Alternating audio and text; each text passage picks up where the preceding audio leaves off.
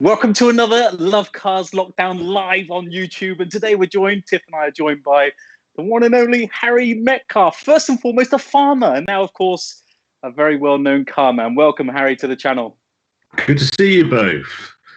And more importantly, the creator of Evo magazine, one of the greatest car magazines ever. And that was when I first really got to meet you, wasn't it, Harry? When you, I remember I was a bit worried because I was a bit tiddly when you interviewed me for the job. It was the BMW launch of the city, and you drew me to one side. It always helped. It was always a way to soften you up. Yeah, it was quite easily done. Tiff and Tiddly, I don't believe it. Well, Evo really set the scene for magazines, for me anyway, because it was the first time that you had these beautiful pictures and imagery, whereas other magazines seemed to sort of just focus on editorial. So you had it both together, which was a bit of a first.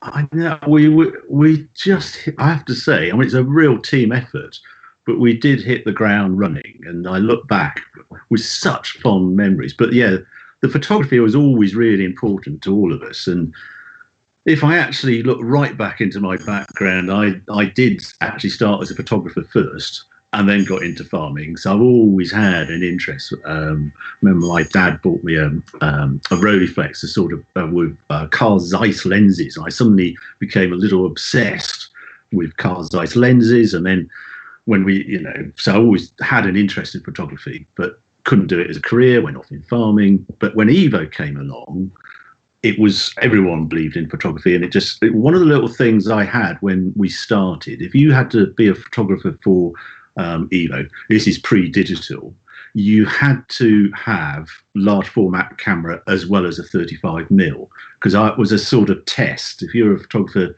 you really cared about the image, you also had a large format camera, and that's how we always did the covers, with a Hasselblad or something, and had the real crispness to it.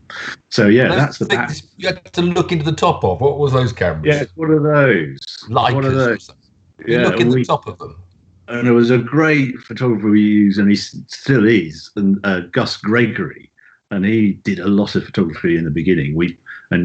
Because we promised him enough work, he got a motor drive for his Hasselblad, which is just, that's the absolute top of the tree. And it just meant then we could do those funny bolt-ons we always used to do, and those worm eye view photographs from really low down, and you could control it from the car. And it just gave us a look. It gave us a real different perspective, I think, on the imagery. How did you got into cars though? Like, what was your first car? Were you a car sort of fanatic as a youth? Yeah, I often wonder that. It was motorbikes. I started with motorbikes. My dad was from a farming background, but completely left the farming and became into fashion and fashion design. And I thought we had a place in Wales, a little bit of land right in the middle of North Wales, and didn't go to horse at age 10, and he said the last thing you want is a horse, and he ended up, I passed 11 plus, and he bought me a motorbike, which was very enterprising. Yeah, two Kerry, can't remember, they're £5 for a pair, so they weren't very good motorbikes, to say the least. And first car, what was the first car?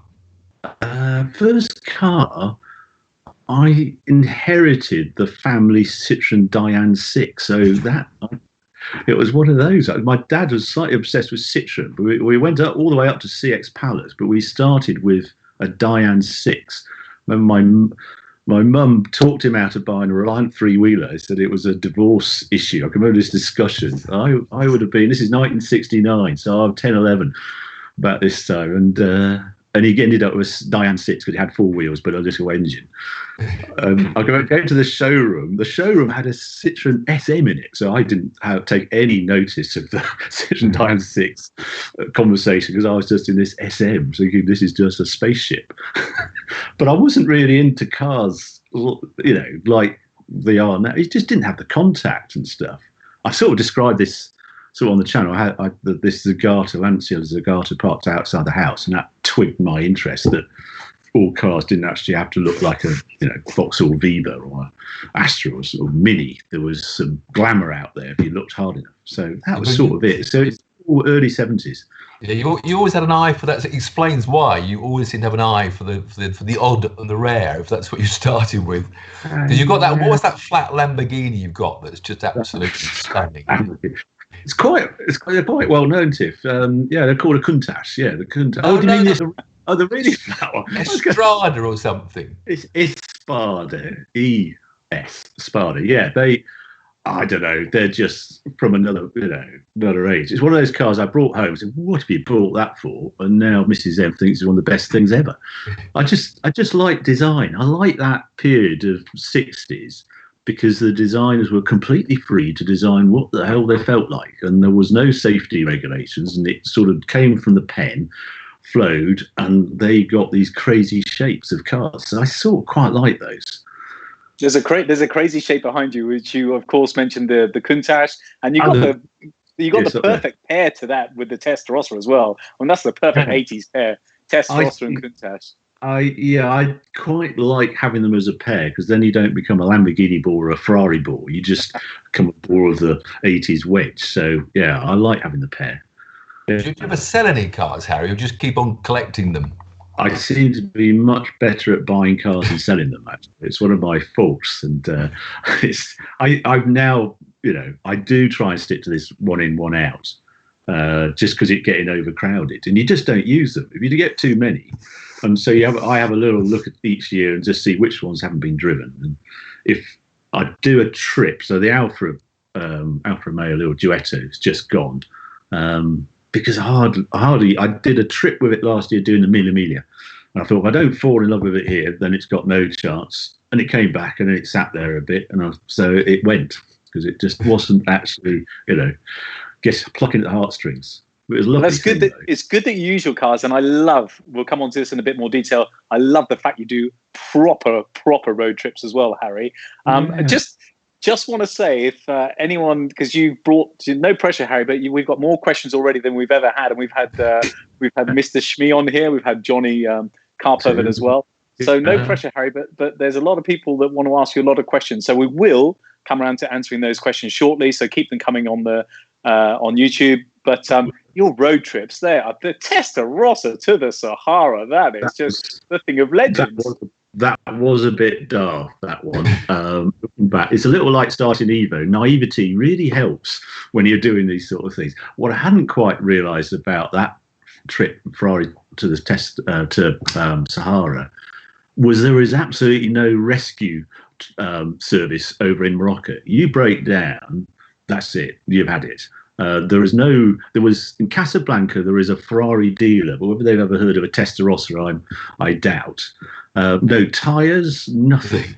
And God, we got away with it. I can't believe we didn't have a puncture. The Testarossa has a space saver spare, so that was good. And I was convinced all the way out there that we had this immobiliser. It wouldn't start in the mornings. It's an immobiliser. It actually turned out to be a pathetic little clip. I only discovered after doing all the filming, but at the hotel, because we did it over the weekend. I couldn't phone anyone because it was Sunday and everybody was closed. But on the Monday, there's a little clip that is a flywheel, spots the flywheel is turning and then turns the injectors on. And that was actually what was going on. So as soon as I unclipped that, it all worked again. So we had a lovely trip back. But there we go. Yeah, I've got away with that one. So from the magazine, empire, what made you suddenly decide to stick the camera in front of your face and create Harry's Garage and expose yourself? Complete meanness, actually. Because family is Yorkshire, and it was just meanness. It was just, I couldn't, when we were doing the magazine, we couldn't make the videos pay. We knew we should be doing them, but it was back in, well, where are we? Late noughties, I suppose. You felt obliged to, if you're on a magazine, to go out there with a journalist and a photographer to do the magazine article, and the video guy was a completely separate gang, and you had to fly them out as well, and you had to persuade a manufacturer to take that out, and it was all additional cost and for absolutely no revenue. So it was tricky. And then I thought if I put a camera in the car, because I'm going on a trip anyway, and blabbered away at this camera in the corner of the car, there is no cost. So I started doing that, and I couldn't believe the reception. It taught me that it's the car that people want to see and know about, not you as such. And you didn't, I shouldn't say this to Love Car because you do a very good job, much better than I do. but the production quality doesn't always guarantee you the views. It's actually what you're reviewing, and like Tiff's experience and what he can do with a car. People will watch that, and that's what we learned from it. So it sort of came from that. And then I thought, well, I quite like sharing this, passion for cars and the knowledge. And I don't want to say it, but it's once you're used to it, it's quite easy to do. You feel comfortable chatting away. Yeah, I think we just sorry. I just think it's your relaxed presenting that's lovely. People love it, Harry. You just wonder when your passion for cars comes shining through when you're doing your pieces, and that's what people love, I think. It's not just it's passion and knowledge, and you're right, Tiff. Passion and knowledge, but Harry's just got this wonderful demeanour that people warm to from all over the world, wherever you are. It's very much like yourself, of course, Tiff. Yeah, because you can just do it like falling off a log, and that's when I wanted you involved with Eva, I just thought you just do it. You're just Tiff, and that off you go, and he does that, and I really enjoy it. So yeah.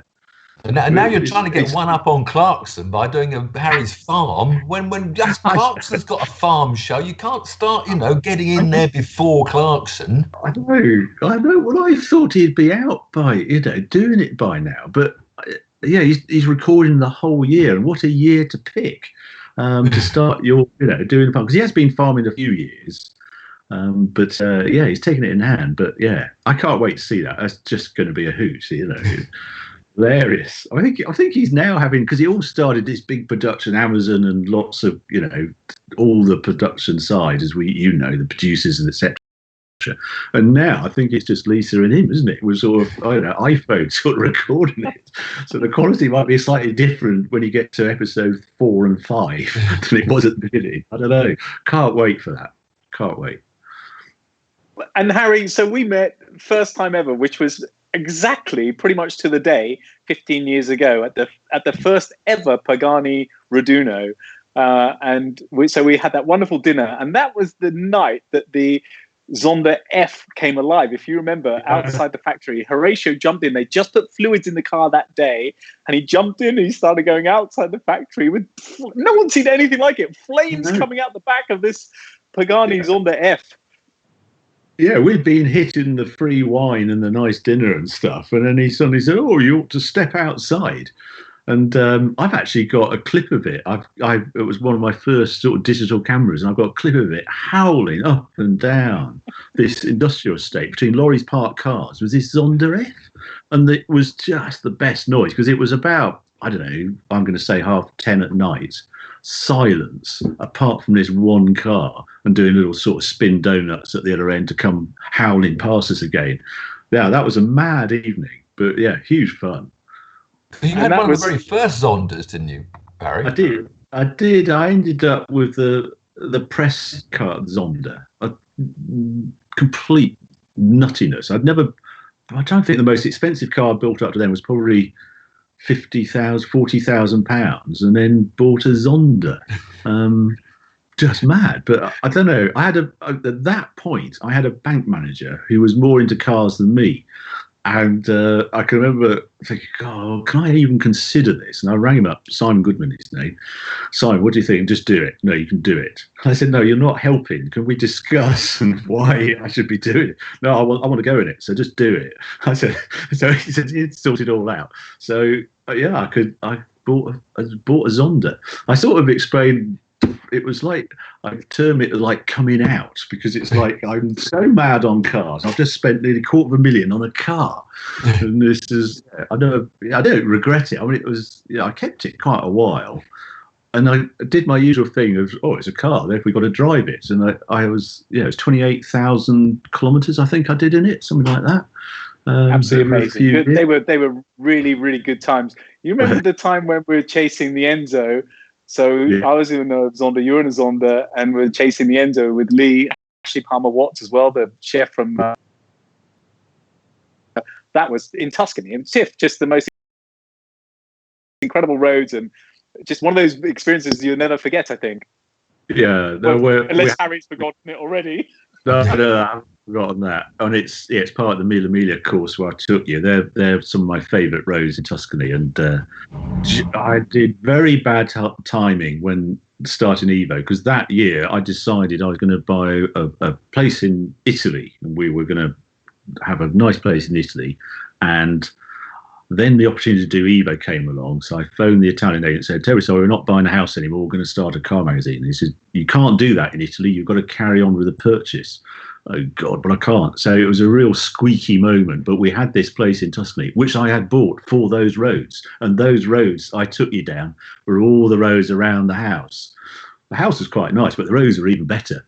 And you still love your bikes. You've got a great collection, haven't you, of Dakar? You like those big Dakar bikes? Well, I just like the escapism that both cars and bikes offer. And yeah, my background, when I was 10 and having this place in Wales, all I did was, go on the motorbike all around the woods and up the trails and everywhere. And used to go to, there was a local scramble. So off-road bikes I've always had. I've had one or two road bikes, but I way prefer the off-road bikes. And just, we go on these tours. I was meant to be in Morocco doing a remake of the Paris-Dakar. Just got knocked on the head with coronavirus. That was over Easter. It's going to be a 10-day, really big trip, doing right along. The Dakar used to finish in Dakar with a 200-mile stage into Dakar, down the beach, against the wave, do that, and all sorts of other things. But no, we're in lockdown, drinking beer, I see. You Rosses, you seem to have beer on tap. Look at this. I haven't got one. Yeah, no. I sent you a case. We got a case. I didn't open one for this show. I should have. I know. Sent from this. We're not sponsored or paid by anybody at all, Harry. But we got a case sent by these guys. I've got the light one. Tiff's got the heavier one. So very good. Very good. I've had a couple. I can't stop drinking them. That's the problem. Harry, we're going to go into the questions in a moment, but there's one from my son that keeps saying to Nick, who's moderating the questions, "Don't remove any of my comments." So Oliver, we won't remove your comments. He wants to know, would you rather be called Clarence or Norbit? What? Help me on this one. I don't know what he's talking about. We played Would You Rather with Ben Collins, the Stig. We played a game of Would You Rather. You've got to choose. I think we should move on. So I'll go for Clarence, but yes. Where's he got those two names from? Two films. One's a cartoon, one's a film. So you need to watch both. Get with the young kids of today. It's those kids again, Tiff. What are they like, eh? Oh. It's like Evo days, isn't it? Those kids. How old are your kids now? Have they all left home yet? No, they're still here, and they've been here for many weeks now. Really. I know Izzy. Izzy, very very nice girl. A testament to you, Harry, on that. Harry, AM37, the boat. We both drove that as well. You don't drive a boat, do you? You pilot a boat, but yeah. No, good mad thing.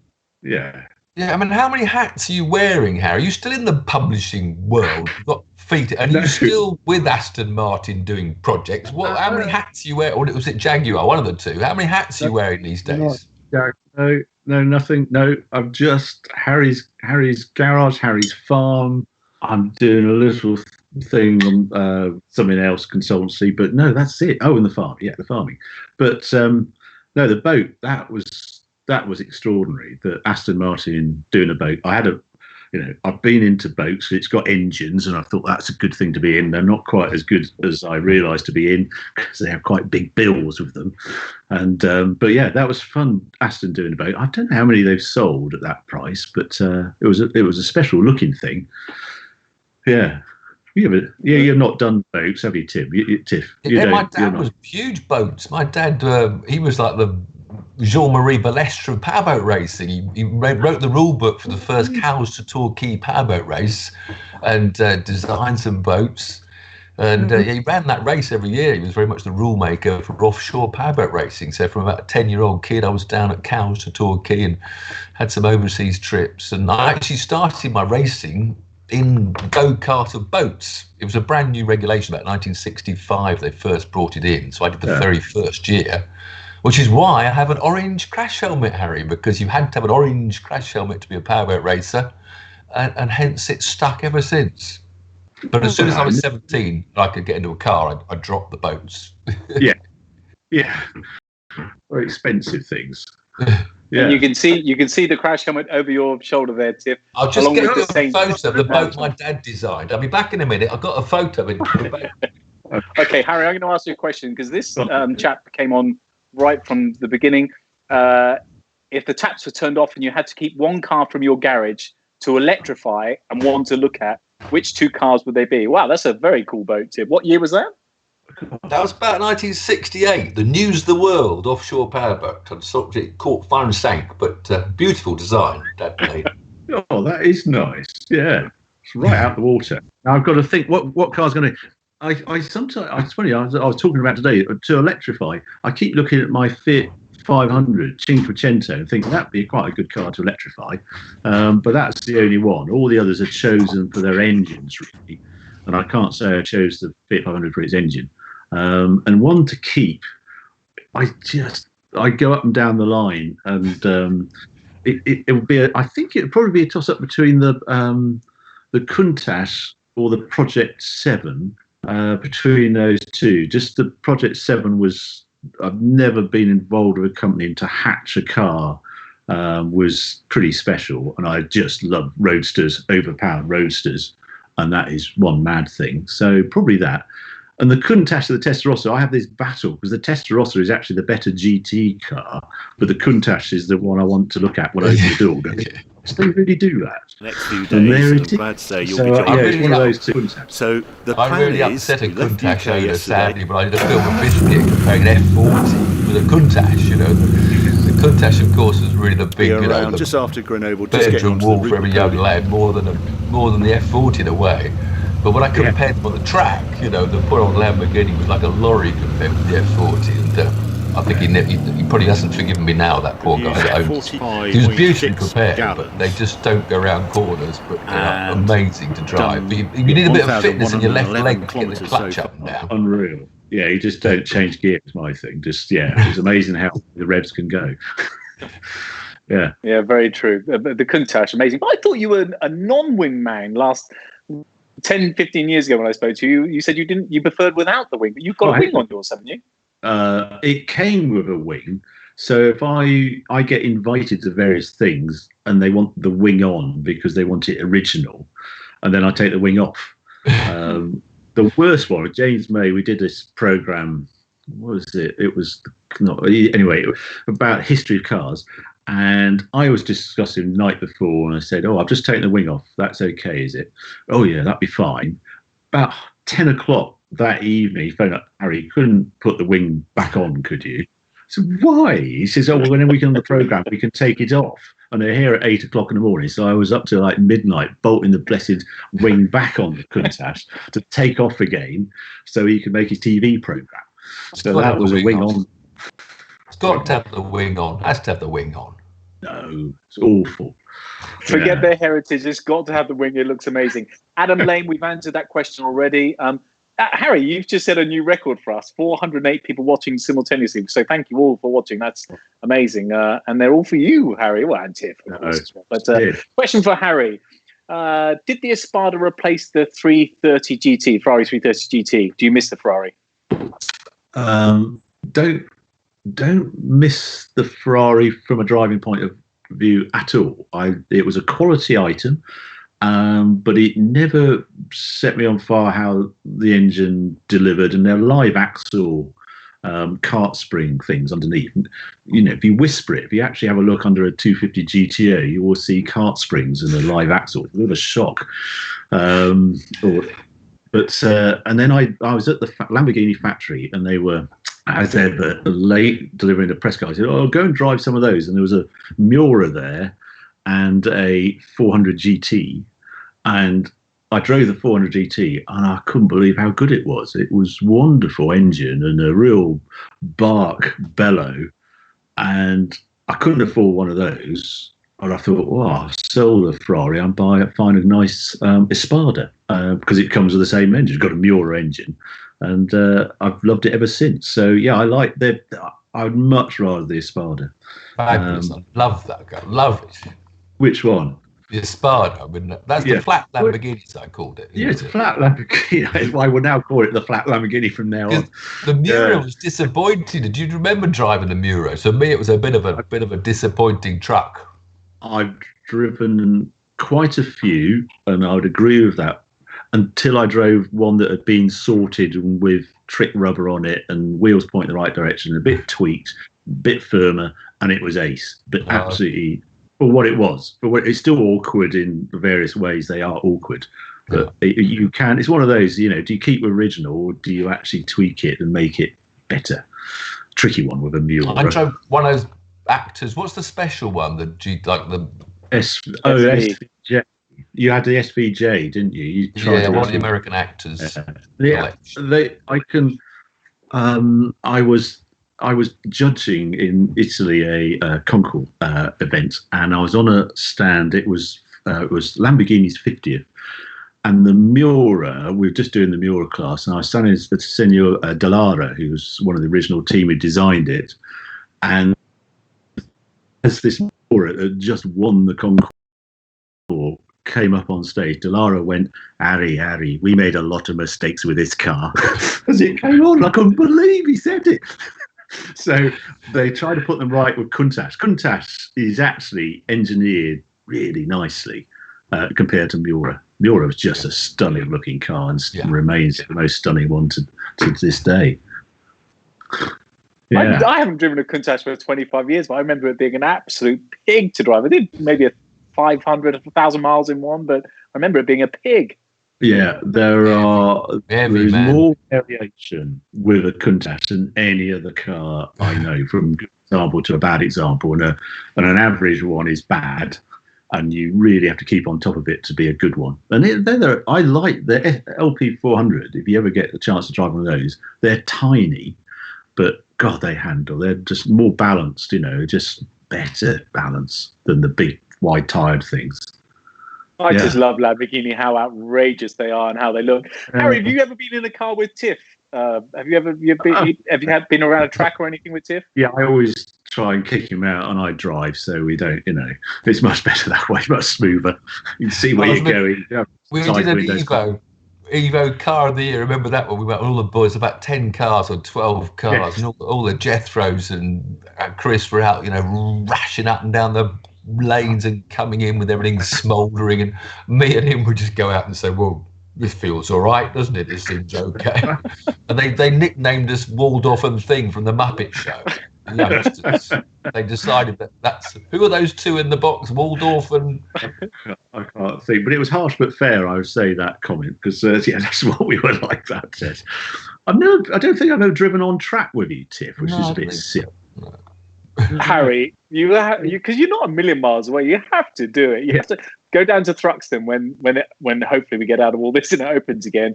It's the most incredible thing. You're just having a chat as you are normally, and Tiff's going sideways and sort of looking at you with one hand, and it's quite incredible. It's very special. I'm very lucky to have driven with some top drivers, except for Tiff, which we must get sort out. But that was the end of my race career when I drove. I can remember with Alan McNeish, I'd just done pretty well in a sprint hill climb sort of championship.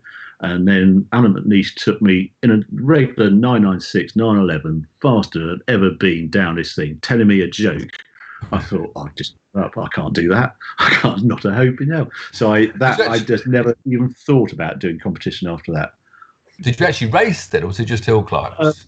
Just hill climb. I never did race. I've always regretted I've never actually been on the start line surrounded by all the, lot of crazy types. Never too late, Harry. It's never too late. Get in there.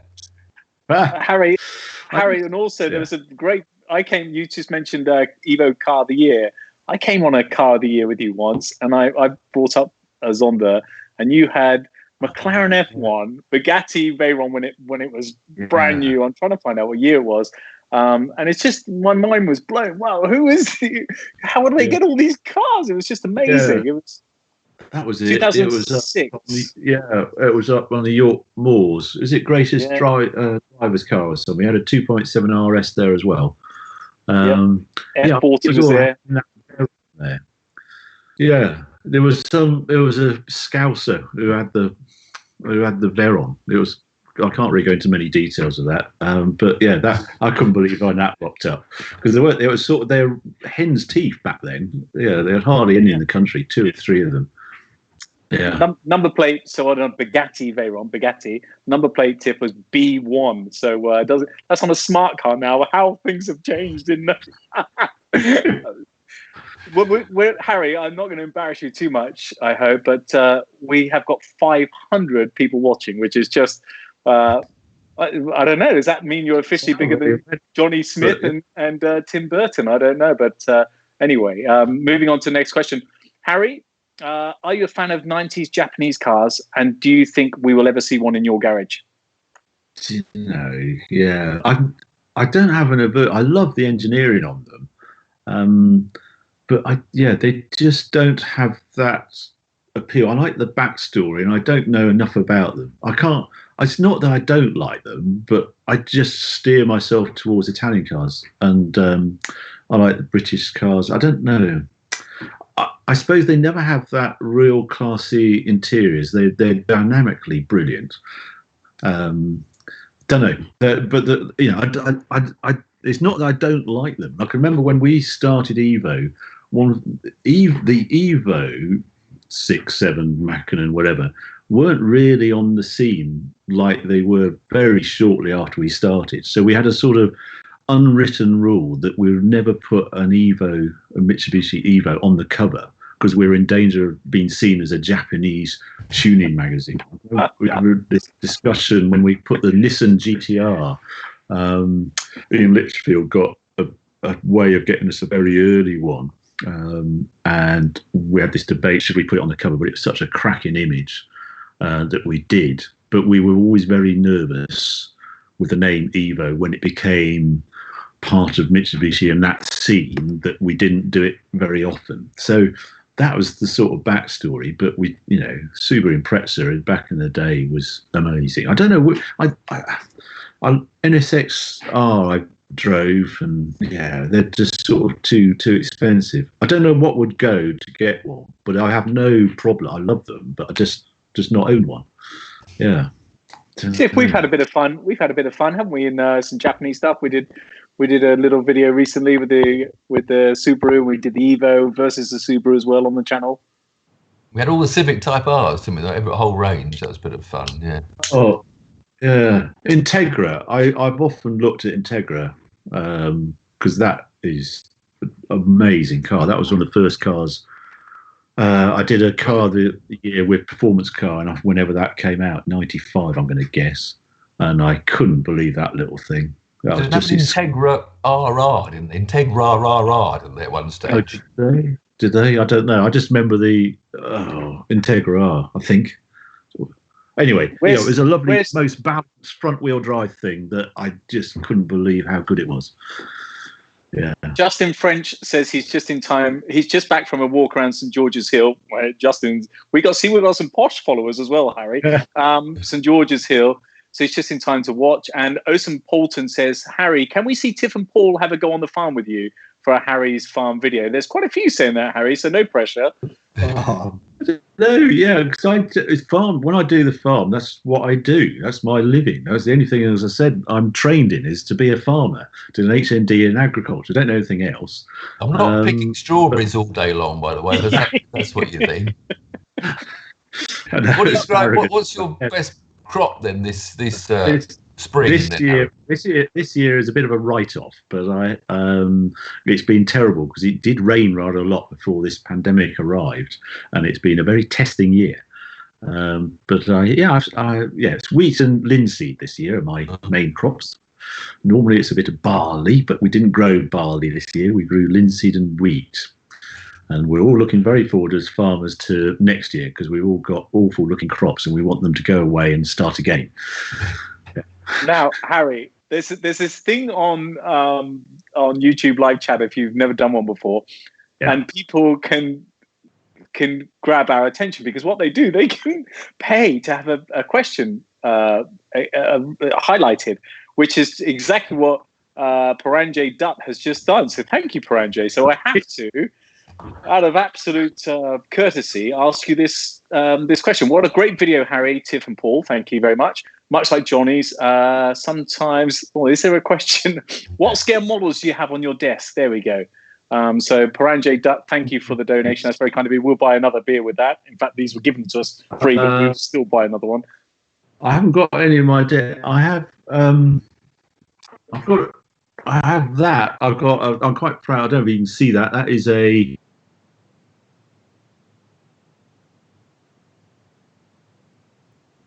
I don't know how close it will focus, but yeah, Rash used to have these lovely little models, and I've got quite a few of those. I haven't got more.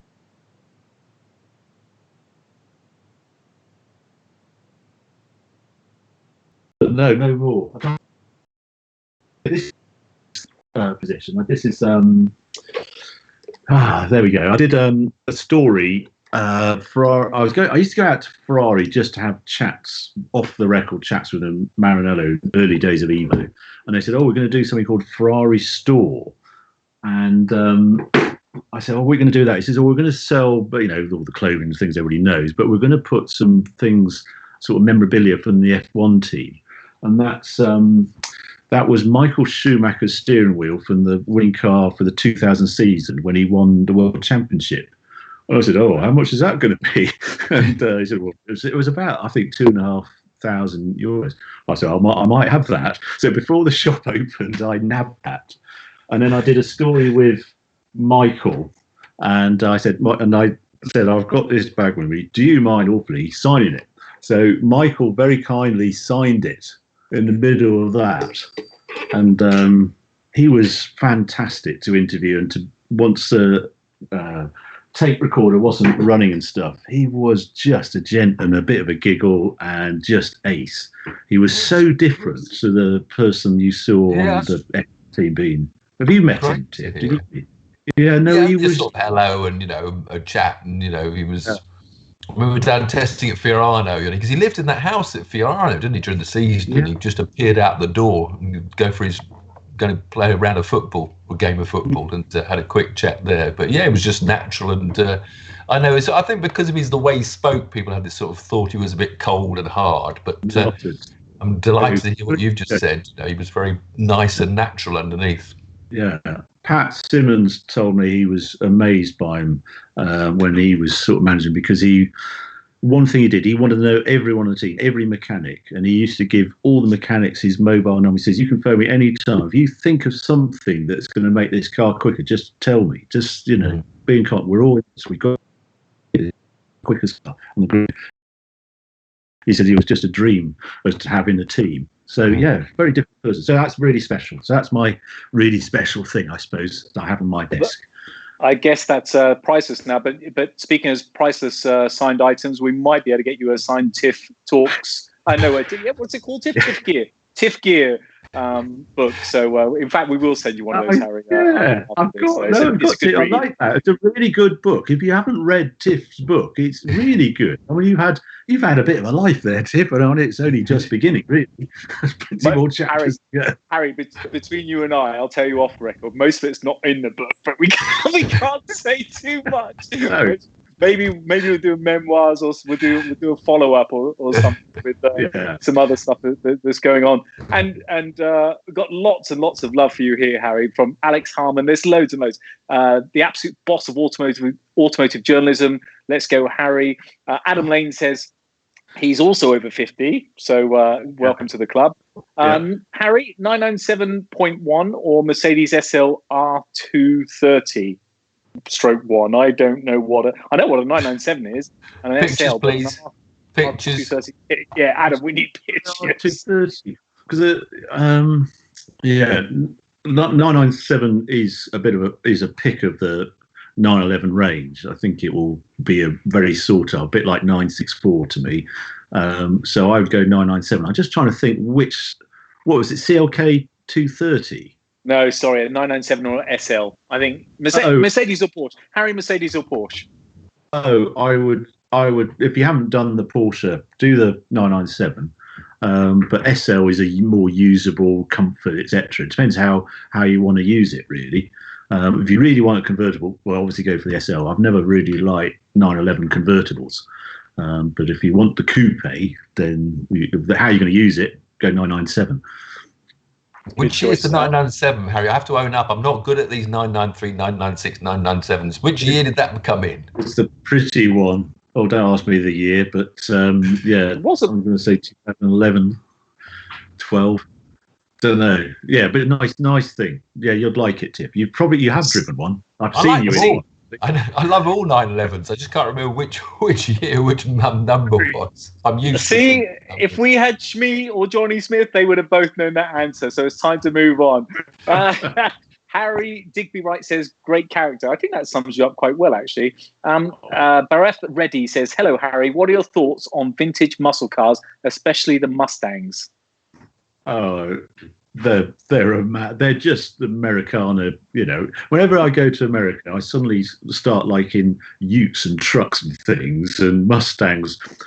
Only American could do them, and I think it's the one thing that if you go to Germany, they've got the 911 is their car. If you go to America, they've got the Mustang. Where's the British icon that was the car that we all lust over? I wish the Capri had carried on forever, and it's if E-Type had turned into something not XJS but something more sporting, and then we came to F-Type. I just wish we had the iconic car that went all the way through. No, love the American muscle cars. They've got everything. They've got the sound. They've got the character. It's not all about. Harry, have you got any?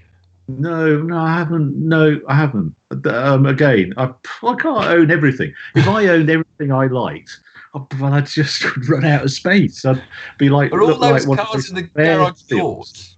Or are the other people's as well in your garage background? They're all mine. They're all mine. Yeah. No, I'm guilty as charged. No, yes, I have to hide them from the bank manager and things, but no, they're mine. They're all different flavours. I never understand why people collect exactly the same car and every V8. I want cars to have a completely different flavour. That's why there's a Rolls Royce Silvers, the shadows in there and the little Elan and all sorts of things. What about E-Type? I've never really got on with it. They've always felt a bit 60s to me, a bit old. Well, they just have narrow tracks. I've never really gelled with them. I don't quite fit in them. They're great looking cars, but I think it's a previous generation. I'm not quite E-Type. And then I've tried XJS, and that's a different car completely. But yeah. Lads, Harry especially, if you've never heard of the Mini, that is an iconic British car that's gone all the way through, and now it's gone electric. So that's really done the round. I suppose Mini, I like Mini. I do like, and I'd recommended in a recent video to, a best buy at £3,000, £4,000, a supercharged Mini Cooper S. I think fantastic. Yeah, I like Mini. Yeah, you got me there. The Mini has gone all the way through. I'm going to get you again, Harry. I'm sorry about this, but it wasn't 2011. It was 2005 for the 997. Yeah, but it probably went up to 2011. So you probably drove one into that, because it's normally sort of 5, 6, 7 years for Porsche. But Matthew Stewart, Alaka Hole, Etch Cats. So yeah, a few people have called us out on that just to let us know it's 2005. I can remember doing the story on the 991 when I was at Evo. So that would be in 2012, because it had a higher revving engine and it sort of had a GT3-ish engine. Yeah. All right. I'll go with that. And I don't know where it is. Not like Tiff. I don't know where to go with these questions. There's so many questions. We've still got over 500 people watching. So Richard Hensman, love Harry's garage and love cars. Thank you. Is there one of your cars, Harry, that you would consider converting? Oh, someone else has said that. Isn't that funny? Someone else has asked whether you consider converting to electric. So that is the Fiat 500, as you've said. Yeah. Harry...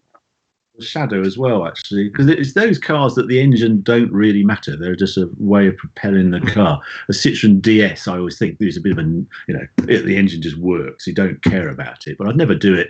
I never understood doing the E-Type when it's so iconic, the engine in the E-Type or something. But anyway, there you go. I like this one. Tiff, you need to think about this as well. What Philip Cheel says, what is the least fuel economical cars you have driven? That's quite good. It's got to be the Bugatti Veyron or something for you, Harry. The Miglia Miglia.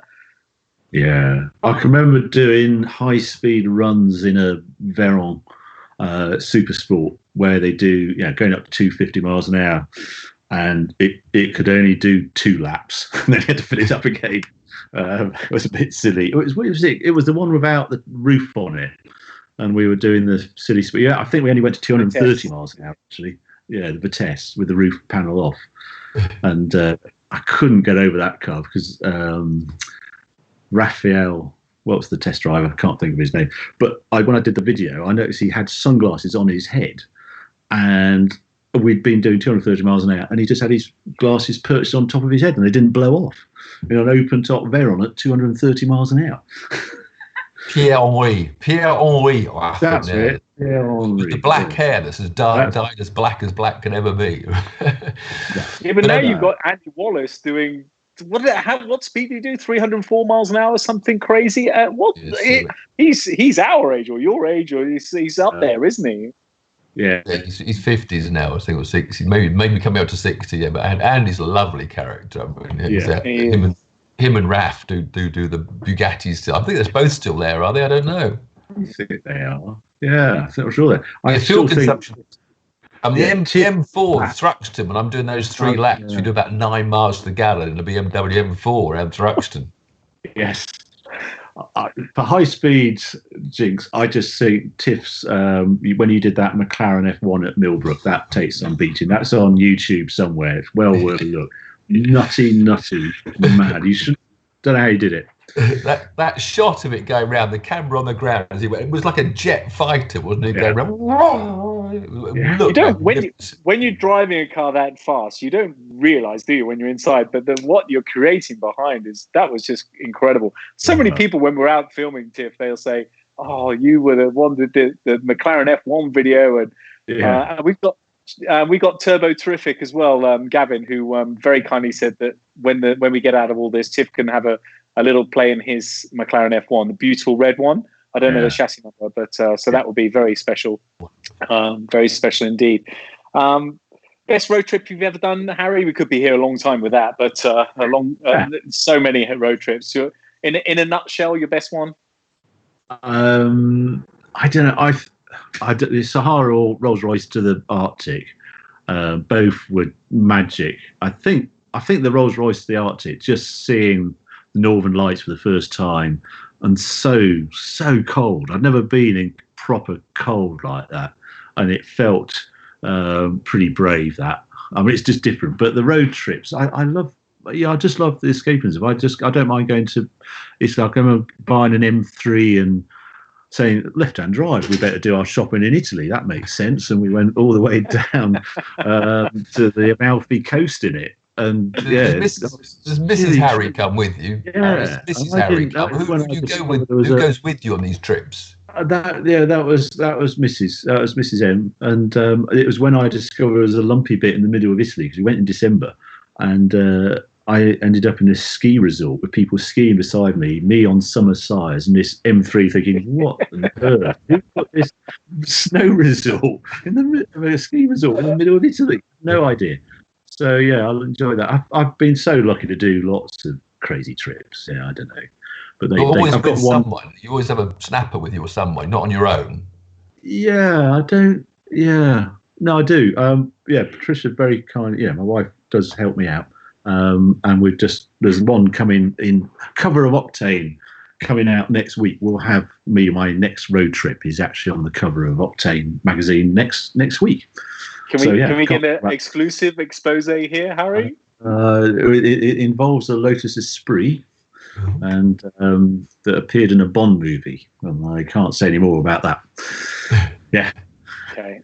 So Tiff, we did Christopher Anderson has asked the best V12 of this time: 812 Superfast or DBS Superleggera. As Harry, we haven't told you because it's been the bane of our life, but we've actually made a TV show that we're very excited about. It's going to be exciting. And we did the 812 Superfast against the DBS. And do you know what? They're both very special cars, but very different. One's a bit softer maybe, but your opinion? I've got a Superfast coming in 2 weeks' time, and I would have a better opinion then. But what Ferrari has done with a normally aspirated V12 is crazy. I don't know are on some magic juice to make that thing do what it does. Whether it's correct in a front-engined rear-drive car is debatable, because it's. I think it takes some managing. I knew that from the Zonda. When you've got something silly, torquey or something, it just overloads the tyres when you're not expecting it. It's a bit. I wonder if it's one of those cars that can only live because of today's electronics on the public road. And yeah, I don't know. I really enjoyed the Astons much more than I thought I was going to. That Super Zero, it's just ace end. It's just a nice package. Exactly. I could happily, if anybody just said you can keep that, I would be over the moon. It's just a really nice car to live with. Proper long distance cruise. I absolutely loved the Aston. I thought the Ferraris is still a bit hyper, and they've all got too much. And what you say about electronics and computers is completely true. They're stupid. The McLaren F1 with its 640 horsepower, no traction control, no computers, is a handful. And when you get a Bugatti Chiron with 1,500, I mean, you open the throttle, and the computers say you can have 200 horsepower now or 300 horsepower. You never get 1,500 horsepower. It would be impossible to drive on the public road. So it's a bit silly, this race for more and more power, because they just put more and more computers on it to take all the power away, to stop you killing yourself. But I think they've run out of ideas to how to sell sports cars without adding power. It's the only thing they can do, and the next model has to have more power. And, I had a brilliant idea for that. I was having self-legislation, Harry, because we'll get when someone kills a whole row of people with 1,500 horsepower Chiron, and they'll try and ban supercars. If we'd agree now or whenever that supercars can have 800 horsepower, GTs 500, road saloons 400. Yeah. So then instead of every new 911 having another 30 horsepower, you'd have the regulation 500 horsepower, but you'd do another 5 miles to the gallon. So manufacturers then be competing to have the same power, but with better fuel consumption. Then we'd look responsible and still keep our supercars. Yeah. I can see that. They're in trouble. They're going to try and do it with electric, aren't they? That's the only downside of that theory. If they had to do it purely on a mechanical car, then I would buy into that. Yeah. But what worries me about the electric is I don't want to give names, I'll give secrets away, but there is an electric supercar about to hit the market. Well, it's out there, but people are actually going to start driving it. And it has an awful thousands of horsepower. And the poor engineers who have then got to try and make that safe. It's just like, well, we suddenly went from 500 to 550, and oh my God, it's got 600, 1,000, 1,500, or 2,000, anymore. And it's the way it's ramped up in an environment where we can't actually use the power anyway. That's the weirdness. We all wanted more power. Ridiculous. Yeah. I thought Porsche did it really well with just bringing a manual 911. I thought that was genius in this day and age, just to bring in a manual car. Harry, Graham Westcott says, he doesn't say anything actually. Graham, why didn't you donate anything? He's donated some money, South African Rand. So buy a Danky Minier, but no question. So I'll ask another one from James Butler. He says, if you had to sell all of your collection to buy something else, what would it be? I'm quite interesting on one of your videos you're saying about the modern stuff. Oh, in fact, your podcast with Chris Harris. You're both trying to work out what modern stuff you would buy. I really like an F50. I really like that car. I don't know. Would I sell them all? I think I'd miss them. I haven't thought what I would actually condense them down to one, but it would be one. I like the backstories to the cars. I don't more than.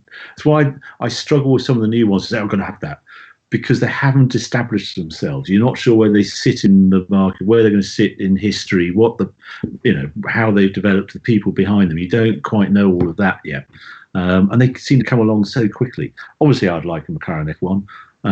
But then I'm not sure if I could actually use it as a McLaren F1 as I would want to. What would I like? I haven't given this a lot of thought. So Aston Supers, I wouldn't mind one of those. So what's your daily drive? You're like a Range Rover man being a farmer, are you?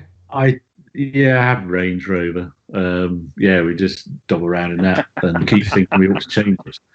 Yeah, I know. I've been boring. I bought a green Range Rover with sand interior since 1994, I think. Same colour. It gets the same number plate on it. You can't tell if it's actually a new one or an old one. So I quite like that. Okay, Harry, sorry, I've just gone back and Graham's actually left a few messages. So there you go. That's the way to get through. Do a super chat. So Graham, here's one of them. Have you been to South Africa? Have you been to the Franschhoek Motor Museum? I saw Harry's specialist mechanic flew here to work on some of the cars in that collection. Yeah, Tiff, that's the difference. He's got a specialist mechanic. Yeah. No, that was Ian Tyrrell. He went out. I saw that collection. Really amazing. South Africa, I haven't been many times, but I think the most memorable time when they did the launch of the McLaren SLR out there. And we stormed around the Cape and did amazing things. And the McLaren Mercedes SLR. Amazing country. I don't know if you've been. It's just vast and huge. And, everything's on a bigger scale out there. Bit of a disappointing car, the SLR. Yeah, it was. It had a lot of mechanical grip. It sort of looked good. It made great noises, but it had just about the worst brakes I'd ever known. And just the feel, it just made you feel clumsy. And that auto gearbox, you think, what is this all about? But yeah, great thing. Claustrophobic cockpit, that big sort of central bit down the middle. I mean, that just didn't work. No. You don't see many of those wandering around, do you? It didn't go around corners very well. Harry, I don't know when your DBS is coming, but we've got from Ferrari UK an 812 mid-June, so maybe that will work where we can do something. But that we'll have a chat about that off the record. Tiff, Graham also wants to know: have you driven at Kyalami? I guess you have, haven't you, in South Africa? I raced at the old Kyalami, when Formula 1 when it was a clockwise, and the new Kyalami, and raced at Killarney in Cape Town. So yeah, I've done a few tracks out there, but. I love the old original Kyalami with the big, fast, sweeping corners. It was wonderful. I was in South Africa for my birthday, my big birthday, and it was in February this year, just before lockdown. I absolutely love it. I have a Bedford Rascal, Logsa Brown says, and I love it. That's the funny thing with the Bedford Rascals. You two know this. If you put the brakes on, if you brake hard, then slow down a little bit, then put it on again, you can do an endo. You can get the whole back end up like that. So I do not recommend you try that, but you can do it. If so, somebody told me anyway. Harry, another one for you. What's the most disappointing car you've ever driven? That's from Matthew Stewart. It's always a tricky one. I can remember doing that horror of a Lexus SC430. Was it that dog of a convertible? Awful. Yeah, coupe-looking thing. Oh. Weirdest thing ever. Worse when he got inside. It was just Magnolia on wheels. It was awful thing. I'm sure it's very reliable and jolly lovely, but God, that is just that's something like that I just can't stand. Yeah, no passion in it at all. Tiff, what about yourself? Well, that's high up. What was that Suzuki with a sort of little cab on the top? Oh, that's the two-seater Suzuki. Yeah. Guitar thing. No, what was that called? Oh, that's a test. That's a pub quiz for us. I can't think what. Alto or something, was it? Suzuki Alto? I don't know. Horror. You won't forget it. I've got to, let's get rid of it. Put it in my mind now. Speaking of getting rid, it's I think we should give a 5-minute countdown because you two have been on, believe it or not, for an hour. So just coming up to an hour. So James Armstrong wants to know: will you ever do a series on a complete car restoration? That would be really good to see. I didn't know how that was going to go down this Spartans. I just did the first one, taking the engine out, think no one would watch, and it seemed to hook a load of people in.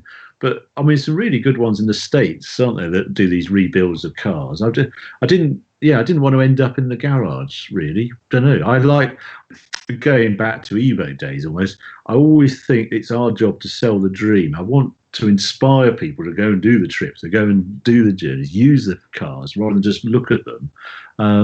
And so, yeah, it's partly that. But I also think people get great enjoyment. I know from doing these sort of rebuilds, restoring a car. They're never quite sure what they're going to do with it once they've finished the restoration, but the journey and finding the pieces and seeing it all come together is really very enjoyable. So yeah, maybe, but the worry is that these shows make it look as though it's fairly cheap to do. What's worries with the true cost? You see these makeovers being done. Oh yeah, here's a little the gearbox we had done by someone else, for about $3,000. Yeah, the cost of real restoration is very expensive. I think that's a bit of a scary thing that people probably don't take into account. Yeah, I tend, whenever I've done that sort of work, I've done it by paying an install. Just pay a regular amount per month and just start it before the car gets delivered up there. And then when you actually get to the end, you haven't got a big bill. It's all sort of done, and it's like magic. That's my only top tip on doing that sort of thing. So you're not presented with a £50,000 bill at the end, which you just run away, go something else. Harry, I just cannot believe how many great questions are. Guy Maddox asking about the optimum speed when you get to 70 or 120, how exciting that is. Other people are saying that minis are boring. You can't compare to a 911, but we just compared the tenure of it, how long they've been going, not head-to-head. And Philip Cheel says, oh, by the way, guys, we've been over 600 simultaneous viewers for the last 5 or 10 minutes, so well done to you, Harry. Philip Cheel says, have you driven the Honda NSX? Well, Tiff, you and I did. We did a 911 against the Honda NSX, which is a brilliant video. You should watch that. How about yourself, Harry? Have you driven the NSX? You need to watch channel videos on it, old and new. Done both. It's a strange car. It had way more performance than I was expecting. Quite balanced. It's that price point, and I wish it wasn't made in America somehow. I just wish it was pure Japanese. I love the Nissan, the GTR is so Japanese, and there's such a cult following in Japan for it. And I sort of wish the NSX new one was a bit like that. But it was much better than I was expecting. Almost too good, though. That's the trouble with some of these modern cars. They're so efficient and do everything, and it's simple, and anyone can drive them, and they don't have that feel, a bit of edge to them that brings excitement, like firing up your Mustang with a V8 or a V12 singing away. That's the trouble with so many modern cars. They're brilliant, and they do everything brilliantly, so there's nothing you can criticise, but somehow they're just missing that. Whether it's made in America, or it's just missing something nowadays. Cars don't have character and souls. No, I think we lived through a very good period when we had some flawed cars, proper. And when you came across a good one, you go, whoa, it's amazing. But, if we all drove, the early TVRs that came our way, and, you wanted to love them, but they were a bit rubbish. But they were, and then you got into the let's say E36 M3 or something. It was, my goodness, this engine, this throttle valves, and this crispness. There was something to shout about. Funny enough, I chase flaws now because it gives you something to enjoy. Just don't want the perfect car. There you go. You end up nitpicking, and you start criticising the shape of steering wheels, obviously, which I do traditionally on love cars, the fat horrible bloody bottoms and things. So you tend to pick on silly little things because the actual car is brilliant, but you've got to look for something to criticise. There we are. Well, we all have to go and buy that Lexus and to remind us what a rubbish car is like. Was it C430, wasn't it? Yeah. I can remember Jeremy Clarkson saying to me, he only reads, it was Adrian Gill with just a banter. And Adrian Gill was trying to get, have you read my restaurant review on this? And he said, no. He said, why didn't you read it? Because you gave it 4 stars. It just couldn't be bothered. Only read your 1-star reviews and your 5-star reviews. And I always used to say to the guys at Evo, we need more 1-star reviews. We want to put the dagger in and kill it. Otherwise, there's no point having the 5-star reviews. And the trouble is, there aren't enough 1-star cars around. No. Do you know what I like about this is people tell us what the cars are. So Mike Kelsall says that the two-seater Suzuki is called the X90. And before I tell you the final statement, which Alan Florsheim has written for us, by the way, because I don't even need to say it, how are you? Do you want to do another? Because we've got 600 people on. Do you want to have a couple more? Do you want to wind up now? Because we've got the perfect wind up from Alan. Right. All I need to do is read that, and then it's job done because he's written it for us. So, Sorry, what are you asking? We'll do another question, or do we wind up? Do you want to do another couple of questions, or do you want to wind up now with? Yeah, I don't mind. I've got a barbecue to light up and a beer to start drinking. So I think this is good timing. He's got a bottle of red wine to open, is what he's saying. That's what he's actually saying. This is code. He's gonna get on the brewer beer, let me tell you, because and it's NASCAR tonight. NASCAR's back. Real motor racing tonight, 8:30. NASCAR from Darlington. Oh, good old boys. Hey.